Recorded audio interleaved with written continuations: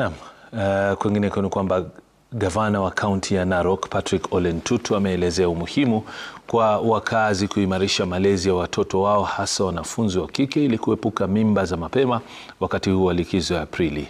Ruben Mutochi anaarifu zaidi.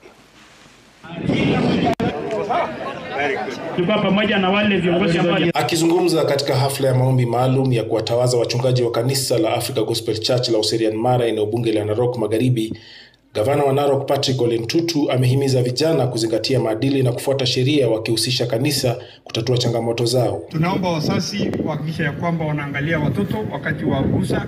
Tunajuanga wakati wanakuja tunapata shida nyingi, hasa kama watoto wetu wanaenda kujiingisha mambo ambayo haistahili. Hata nyinyi wa vijana wetu tuendelee kufanya kazi pamoja na nyinyi. Sisi tuko tayari kuwasaidia kwa mambo yote ambayo mnataka tusaidiane.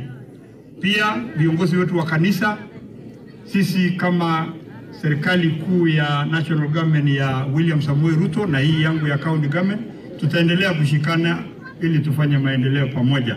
Na hatungependa kuona watu wetu wakidanganywa kwa mambo zile ambazo haziwezi kutusaidia. Mwakilishi wa kike kaunti ya Narok Rebecca Tonkei kwa upande wake alimtetea Rais William Ruto kuhusu michango na sadaka makanisani, huku akihimiza wakazi wote kujisajili katika bima ya afya ya SHA kwa huduma bora.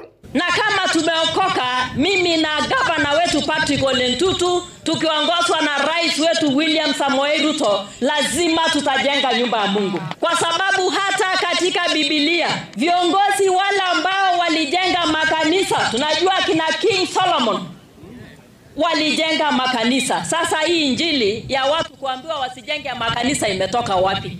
Nataka kuomba watu wetu mrijise katika SHA. Kuna insurance ambayo imereplace ile ilikuwa inaitwa NHIF. Na hiyo insurance imesikia hapa mkisema kuna deni ya 1,200, kuna deni ya 1,600. Na kama mngekuwa na SHA, hatungekuwa na hii shida, kwa sababu serikali wale watu ambao wako na mishahara mikubwa kama Rebecca, kama gavana, kama president, sisi tunalipa pesa nyingi sana kwa sababu wale watu wasiojiweza walipe pesa kidogo.